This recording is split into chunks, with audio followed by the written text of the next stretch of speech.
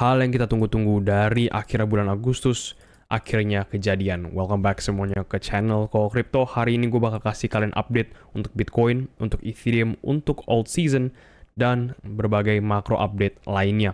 Kita mulai dulu langsung sama Bitcoin, gara-gara ini sesuatu yang kita pengen lihat ya dari sejak akhir Agustus, sejak tanggal 28-29 Agustus, dan kita baru lihat di sini.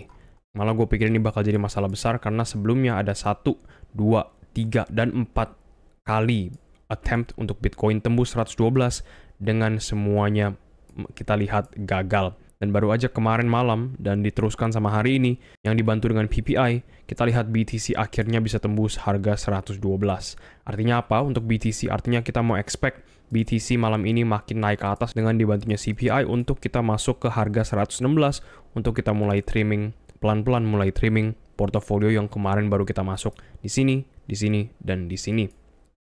Di luar itu kalau seandainya BTC masih bisa naik lagi ke atas dengan misalkan retest dan tembus ke all time high lagi, all time high BTC di 124, bahkan nggak usah ke 124, ke 121, 20, ataupun di ranging begini, makanya gue kasih kotak besar ya, itu kita bakal mulai jualan mayoritas altcoins dan hampir seluruh portofolio yang kita pegang. Jualannya nggak banyak, cuma sekitar 10% sampai 15%, karena kita udah masuk ke akhir major yearly cycles. Buat orang-orang yang baru masuk crypto, yang nggak ngerti sama sekali sama cycle theory, gue mau jelasin sedikit buat kalian semua. Bull market itu selalu datang saat bear market momentumnya selesai, dan selalu ditarik 2,5 tahun dari bear market bottoms, sedangkan bear market, ini nggak ada ya, jadi kita ambil yang belakang aja. Bear market itu selalu ditarik dari bull market tops dan berlangsung selama 1,5 tahun. Dan kenapa namanya cycles? Gara-gara ini berulang terus-menerus dan ekspektasinya tidak ada perubahan untuk cycle depan atau bear market cycle ini dan tidak ada perubahan untuk cycle depannya lagi. Untuk orang-orang yang udah nonton Koko Crypto udah lama, harusnya semua dari kalian udah pada tahu cycle theory, tapi gue mau ngasih kalian update gambar gara-gara semua gambar di trading view gue itu nggak tahu kenapa ke delete ya. Jadi ini updated yearly cycles untuk Bitcoin. Ya, gue cuma tambahin sisa waktu kita yang ada di bawah sini, di mana sisa waktu kita kalau kita tarik garis dari sekarang itu mau hampir masuk ke 7% ataupun ke 6% terakhir di cycle ini. Dengan expected top masih sama, nggak pernah berubah November sampai Desember, ngetop abis itu kalau bisa di Januari syukur, Februari syukur, tapi kalau udah masuk tahun depan itu sudah masuk ke bear market atau ekspektasinya kayak gitu ya. Kalau ada extended cycle bagaimanapun juga, nanti kita lihat kalau beneran datang apa enggak. Tapi sekarang base case-nya jangan melawan cycles, sama kayak orang-orang yang terakhir melawan cycles di sini mau masuk bear market, di sini juga mau masuk bear market, di sini juga mau masuk bear market, dan semua orang-orang yang kemarin nge-call bear market, semuanya sekarang pada kemana? Base case masih sama, jangan melawan cycle theory sampai ini benar-benar keinvalidasi. Strategi yang nggak pernah berubah sejak tahun 2024, yaitu kita bakal selling di bulan September akhir, Oktober, November, dan Desember. Januari, Februari, kalau masih ada top, kita masih ada sisa sekitar 10% sampai 15%, baru semuanya bakal kita selling saat harga breakdown ke bawah, kalau bear market, atau kita bisa keep saat harganya naik ke atas saat extended cycles. Semuanya udah kita pikirin, strateginya udah gua kasih tahu, tinggal dieksekusikan, tinggal kita lihat harga Bitcoin untuk menentukan direksi market. Tapi bagaimanapun juga ngomongin bear market berikutnya tuh masih sangat-sangat lama. Gue mau kasih kalian short term projection dulu untuk BTC. Kalian semua harusnya familiar dengan Global Liquidity Index. Semuanya juga harusnya tahu ya, di mana BTC ini selalu mengikuti Global Liquidity Index kalau kita lihat secara makronya. Yang kalian lihat di chart sekarang itu adalah Global Liquidity Index dengan offset 75 hari ke belakang. Jadi harusnya ini Global Liquidity Index itu udah maju ke depan, tapi kita tarik ke 75 hari ke belakang, dan ini indikator yang bagus banget gara-gara ini menandakan semua money supply yang ada di market plus pergerakan money flow central bank dan the Fed. Jadi ini udah lengkap banget indikatornya buat menentukan harga besok kira-kira kemana dengan korelasi duit masuk kemana. Dan kita bisa lihat langsung kalau Global Liquidity Index itu, kalau kita lihat trennya aja ya, sejak tahun 2024 itu sangat-sangat akurat untuk menentukan arah Bitcoin mau kemana, bukan harga, arahnya mau kemana. Malah saking akurat menentukan trennya, setiap kali Global Liquidity Index ini turun, Bitcoin juga rentan mengikuti, naik juga naik sama, abis itu turun juga bikin penurunan baru. Ya, abis itu kalau naik drastis, ini juga sempat memprediksi double top, saat di sini, habis itu baru turun lagi. Nah, perbedaannya Global Liquidity Index sama harga Bitcoin sekarang adalah Global Liq itu makin naik ke atas, minimal Bitcoin itu makin turun ke bawah, ngasih kita sebuah divergence. Dan gue yakin banget di akhir bulan Oktober atau di pertengahan bulan Oktober kita bakal lihat catching up dari BTC langsung ke daerah Global Liquidity lagi, seperti sebelumnya di sini ada perbedaan sedikit, tapi lanjut kembali lagi naik ke atas. Seperti di sini ada perbedaan dikit, lanjut lagi naik turun ke bawah saat ini ya. Dan sekarang kita lagi lihat sesuatu yang sama. Jadi kita masih antisipasi Oktober jadi bulan yang sangat-sangat positif untuk Bitcoin untuk bisa naik lagi ke daerah sini. Sesuai sama seasonality Bitcoin, di mana bulan September kita nggak begitu bisa ekspektasi apa-apa dengan bull market. Karena kalau kita tarik bull marketnya jadi tahun 2016 itu cuma plus 6%, 2017 cuma minus 7%, tahun 2020, 2021 itu minus 7% dua-duanya. Dan 2024-2025 yang kita lagi lewatin sekarang itu cuma plus 7% dan ini masih jalan. Dengan average di bulan September masih minus 3%, dengan median masih minus 3%. Tapi kalau kita lihat di bulan Oktober aja, kita bisa lihat kalau ternyata average-nya naik dari minus 3% langsung ke plus 21%, dan dengan median juga plus 21% juga. Kita juga bisa lihat performance di bull market doang itu plus 27%, plus 39%. Ini juga plus 14%, plus 47%. Malah sebelumnya kalau kita tarik sampai 2015, ini juga plus 33%. Tapi ini belum masuk badan bull marketnya ya.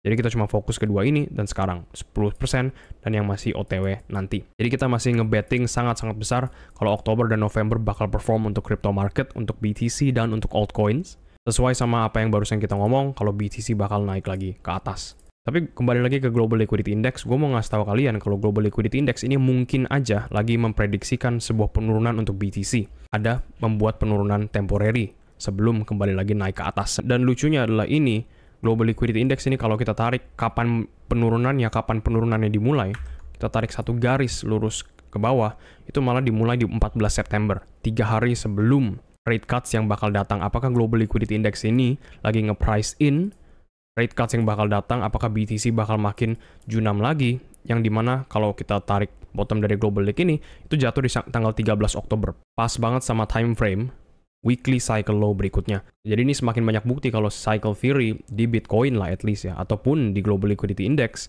itu sesuatu yang absolut. Karena weekly cycle low, daily cycle low, dan yearly cycle low itu digerakkan oleh Global Liquidity. Dan Global Liquidity udah mengatakan kalau penurunan ke weekly cycle low itu bakal dilakukan setelah atau sebelumnya, malah di sini sebelum rate cuts di tanggal 14, dimana kalau kalian lihat kalender kalian sendiri tanggal 14 itu datang 3 hari lagi. Apakah ini sesuatu yang harus kita concern? Rasa gue enggak, karena Global Liquidity hanya menentukan trend overall, dan kita harus masih ingat banyak banget faktor-faktor yang mendorong price action Bitcoin makin naik ataupun makin turun. Ngomong-ngomong events yang menuju rate cut, di hari ini di tanggal 11 September kita bakal ada CPI print, dimana kalau kita lihat historinya aja, CPI print yang dikeluarkan oleh The Fed itu selalu menjunamkan harga BTC. Gue juga udah ngomong di live sebelumnya kalau CPI print ini selalu turun ke daerah daily cycle low atau daerah retest dari daily cycle low ini. Ini CPI print yang di bulan Juni itu turun ke retest daily cycle low. CPI print di sini itu turun ke daerah daily cycle low. Ini di CPI print di atas ini itu turun menuju invalidation daily cycle low, dan kalau benar misalkan CPI print hari ini bakal menurunkan harga BTC, itu juga masih sesuai proyeksi kita gara-gara weekly cycle low-nya itu jatuh di tanggal 13 Oktober, sekitar 20 hari ke depan dan 20 hari ke belakang untuk range-nya ya. Tapi menurut gue jangan begitu khawatir gara-gara kita kemarin baru dapat print bullish dari The Fed yang actual PPI numbers-nya itu jauh lebih rendah daripada yang ditentukan The Fed. Itulah kenapa Bitcoin sampai sekarang masih nge-pump, karena semuanya itu didorong oleh bullish news dari PPI. Dengan ekspektasi juga karena PPI kemarin itu ngeprint rendah, kita juga expect CPI yang nanti bakal datang di jam 7.30 malam itu juga bakal ngeprint lebih rendah daripada yang di-expect the Federal Reserve. Dan jika data inflasi terus-terusan ngeprint rendah di bawah forecast, di bawah ekspektasi the Federal Reserve, kita bakal lihat rate cuts yang bakal semakin lama semakin kejadian. Bukan ngomongin rate cuts untuk September gara-gara ini udah pasti fix ya, tapi gue lagi ngomongin tentang rate cuts di bulan Oktober dan rate cuts di bulan Desember, dimana semakin lama tuh ya, sekarang punya 100% easing, di bulan Oktober juga harusnya punya 100% easing. Gara-gara markets dan investors udah nge-price in, nggak hanya satu rate cut sekarang untuk akhir tahun ini, tapi udah nge-price in 3. Yang barusan gue bilang juga kalau 3-3-nya ngeprint lebih rendah daripada ekspektasi, artinya the Fed bakal kena pressure lagi dari investor sekaligus markets untuk menurunkan rates lebih banyak. Mungkin lebih tinggi daripada 25 basis points, mungkin bisa 50 basis points, dimana sekarang cuma price in 8%, dan kita masih expect di bulan September at least ya, cuman dipotong 25 basis points, tapi bisa aja CPI besok hari ini, CPI nanti malam, itu bisa nge-pressure the Fed untuk langsung cut 50. Sebelum gue masuk ke altcoins dan Ethereum, gue juga mau ngingetin ke kalian semua, kalau momentum untuk Bitcoin juga udah mulai melemah exponentially, di mana kita punya momentum sebanyak 32% saat kemarin di bulan Mei, habis itu saat naik ke all time high baru itu masuk ke 16%, dan sekarang momentum ada di bawah di minus 5%. Ngasih tahu kita kalau partisipan dalam bentuk apapun, dari investor retail, whales, ataupun sampai yang besar-besar, market makers dan institution, sudah tidak mau pegang BTC. Dan apa yang selalu kita lihat saat Bitcoin momentum masuk negatif, harga langsung tembus naik ke atas dan momentum bakal balik lagi in the markets. Cycle selalu bergerak kayak gitu, dimana saat semuanya udah masuk oversold dan underrated, harga langsung naik lagi ke atas, karena average satu aset itu nggak bisa terlalu oversold dan nggak bisa terlalu overbought. Dan dibantu dengan news PPI kemarin, kita juga lihat kalau the Federal Reserve, kita juga lihat kalau institutions itu udah mulai masuk kembali dengan inflow yang sangat-sangat positif. Dengan 741 juta dolar masuk kembali ke markets untuk Bitcoin doang, dan dalam satu hari. Ini adalah highest inflow yang kita lihat di 20 hari terakhir, karena 20 hari terakhir itu sangat-sangat negatif untuk markets ya. At least sentimen dan partisipan itu sudah nggak ada, gara-gara harga dan money flow itu udah pindah antara ke emas, antara ke Ethereum, atau pelan-pelan ke altcoins. Kita juga lihat Ethereum inflow juga kembali lagi seperti normal ya, atau lebih kurang normal, gara-gara kemarin tanda kutip normalnya itu di sekitar 400 juta per hari, 300 juta per hari, sebelum kita lihat ada selling besar-besaran. Sekali lagi dibantu PPI yang positif banget buat crypto, ini mulai kembali lagi naik. Dan karena dibantu PPI print kemarin, Ethereum mulai menguat kembali, tapi tingkat penguatannya tuh dengan sangat-sangat perlahan, jadi kita masih butuh data hari ini, dan gue masih yakin banget mayoritas investors baik itu dari Bitcoin, Ethereum, dan altcoins lain itu lagi menunggu CPI print hari ini, dan kalau kita dapat konfirmasi CPI print ini lebih rendah daripada forecast, itu bakal bikin market crypto secara menyeluruh naik secara drastis kembali. Berhubungan dengan altcoin season, kita juga lihat kalau altcoin season index ini sekarang masuk all time high untuk pertama kali di tahun ini, di angka 76, katakan alt season itu 75. Jadi untuk pertama kali di tahun ini bisa kita bilang kalau alt season sudah jalan, tapi kalian harus sangat-sangat was-was dengan dua hal. Nomor satu adalah semoga aja nggak keulang lagi, tapi kalian harus was-was ini bisa kejadian lagi. Ini adalah alt season atau mini alt season yang tahun kemarin kita lewatin di bulan November, dan cuma selesai sekitar 2 minggu setelah semuanya nge-pumping. Setelah blow off top dari altcoin season index ini, kita masuk ke multi-month bear market atau multi-month drawdown untuk altcoins, gara-gara semua fokus kembali lagi masuk ke Bitcoin. Jadi gue saranin kalian sangat-sangat waspada dengan blow off top yang kita bakal experience nanti, atau yang ada kemungkinan kita bakal experience nanti.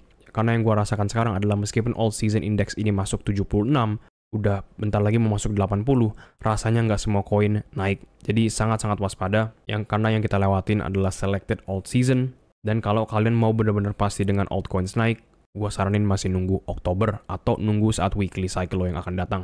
Ngomong-ngomong weekly cycle, caution waspada yang nomor 2 datang dari Bitcoin itu sendiri, karena semua altcoins yang lagi pump sekarang itu bakal kembali lagi turun kalau Bitcoin loses momentum, kalau Bitcoin kehilangan momentum. Dan apa yang kita lihat dari proyeksi cycle theory, yaitu daily cycle berikutnya bakal datang dengan ekspektasi di bawah daily cycle sebelumnya. Jadi daily cycle sebelumnya itu di kisaran 112, artinya daily cycle berikutnya karena ini udah invalidasi itu bakal datang pas di 112 atau lebih realistis lebih bawah. Apalagi di bulan Oktober nggak hanya kita ada satu daily cycle low, tapi kita juga ada satu weekly cycle low yang selama histori selalu memberikan kita minimum 20% drawdown. Ini 29%, ini sekitar 30%, ini sekitar 20%. Ya, dan ini yang paling kecil, karena itu juga 20%.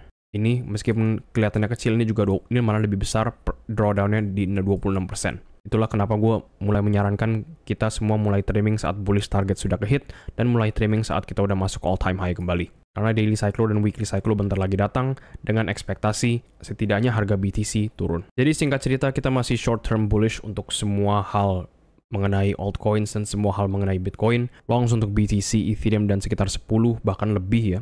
Altcoins udah kita taruh di 1 minggu terakhir ini. Jadi kita benar-benar tinggal nunggu target kita keambil di 116 dan di 120 sebelum kita mulai flipping temporarily dari bullish jadi temporary bearish untuk kita cuma ngehunt weekly cycle low. Dan saat weekly cycle low ini yang gue udah ngomong berkali-kali, gue percaya banget kalau ini adalah the last dip yang kita bisa lihat sebelum harga bergerak parabolik ke atas, mungkin ke 150, mungkin ke 160, mungkin ke 170 ataupun 80. Tapi kita perlu banget momentum untuk BTC ini bergerak cepat-cepat ke atas untuk tembus 116 biar kita bisa lihat BTC ini bisa nyentuh 120 lagi. Jadi kita semua berharap CPI data ini bisa menaikkan harga BTC sangat tinggi ke atas. Thank you banget semuanya yang udah nonton. Semoga kalian learn something dari video ini dan sampai jumpa di konten berikutnya.